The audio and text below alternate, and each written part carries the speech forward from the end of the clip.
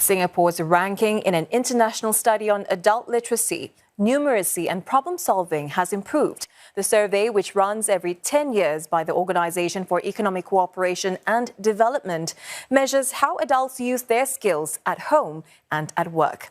While literacy scores for adults in Singapore remain steady, they were still below the OECD average. There was also a noticeable decline in skills starting at an earlier age. Here's a closer look at what kind of literacy questions the 5,000 Singaporean and PR participants were asked in the survey. Now, it all starts with a 90-minute test.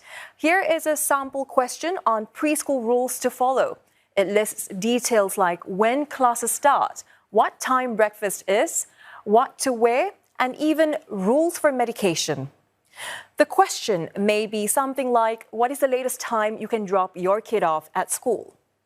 Now, while some of you at home may have figured out the answer to that, it's questions like these that have tripped up Singaporeans who took the test. Literacy skills like what we just saw tend to decline with age. In Singapore, this drop appears to start in the late 20s. And among the 3 Asian countries in the survey, South Korea experienced a decline, but much more sharply than Singapore. The only Asian country not to see this dip is Japan.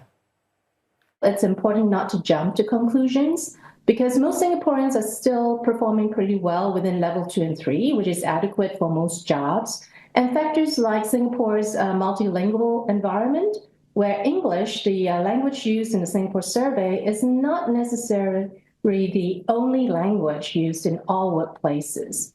So there's also changes in education over generations, and there's less demand for reading-intensive tasks at work.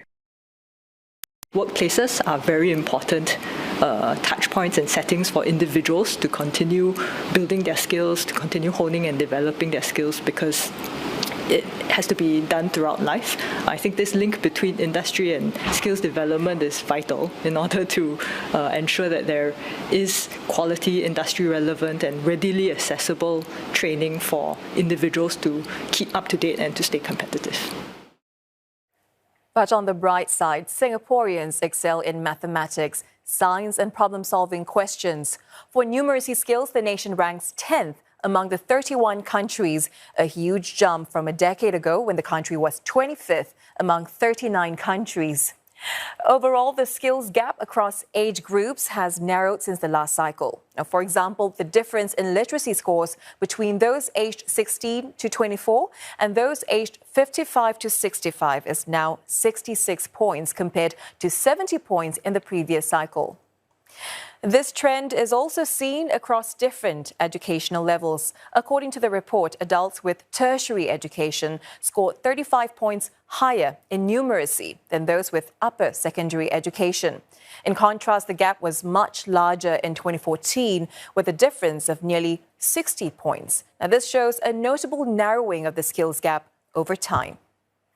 And joining us for more on what this survey means is Associate Professor Loh Chin Ee. She's an Associate Dean at the National Institute of Education.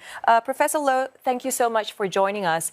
While the overall results are positive, Professor Loh, what specific areas do you find most concerning in these survey results? What stood out to you the most? What was promising was that young people between 16 to 24 actually do well and score above the OECD average, which suggests that our current education system is doing well. But on the flip side, the older adults are not faring as well. And if you think about Singapore's rapid rise in literacy levels from independence to now, what it does mean is that, we have folks who have come through different educational contexts, have less exposure to English as a language of schooling in multilingual Singapore. And keep in mind, the test was administered in English and there was lots of reading involved. So I think that is one area of concern. Also keeping in mind that, there's this increase in global flows, digital technologies, and with the ease of access to Gen AI, it actually means that literacy expectations has really increased in the last few years. And those with tertiary education, or at least higher education, higher skills level, they're able to catch up better. A second point which was of concern to me, regardless of ranking actually, is that there's a large percentage scoring at level 1 This was common across all the different countries, but I think, this means that there is a substantial group that may not have the foundational skills that are necessary for participation in the workforce as well as in society. And I think, we have to look out for this group, think about the opportunities for how we can upskill, but also perhaps, think about how to have informal opportunities as well as formal opportunities, and maybe even to think about the social net that we may need to have to help support this group. And speaking of age groups, Professor Loh, typically literacy tends to decline in the late 40s and 50s, but Singapore's decline appears to begin earlier in the late 20s. How concerning is this trend for the country? I feel at this point, there really isn't, it's something to take note of, but isn't something we should kind of really go and kind of really worry about in that sense. One of the reasons is that I can think that for our younger folks up to about 34, they're still doing quite well above the OECD average. What this does suggest is that we need to pay attention. We need to think about how we can create opportunities to give our young people opportunities to kind of improve practice as well as get better at their literacy level. So I think there's not so much to worry about, but it does suggest that this is a direction we need to look at, and we need to prepare our youth to really be able to deal with increasing literacy expectations. As we moved along, for both you and me and everybody else, things are going to get faster. Improvements are going to be needed. We're going to have to process information in a different way. If I may ask, Professor Loh, our earlier analyst points to factors like Singapore's multilingual environment, changes in education over generations. What are your thoughts on that? I think that's a key part of it. And, it's important to keep in mind that this test is set in English.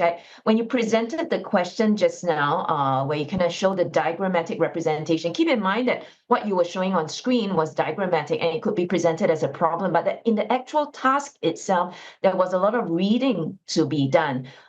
So that in itself is something that is important to keep in mind. Because Singapore is multilingual, I think we need to account for that as well, and to make provisions and to give opportunities for individuals who are not familiar with English, especially for older folks to be able to plug in different languages and not make assumptions that just because they're not fluent in English, they do not possess a high literacy rate. At the same time, we also recognize that English is a functional language in Singapore and that our young people need to be fluent in it. And given this earlier decline in literacy, should we be worried about its implications for Singapore's workforce and its ability to problem solve compared to other countries?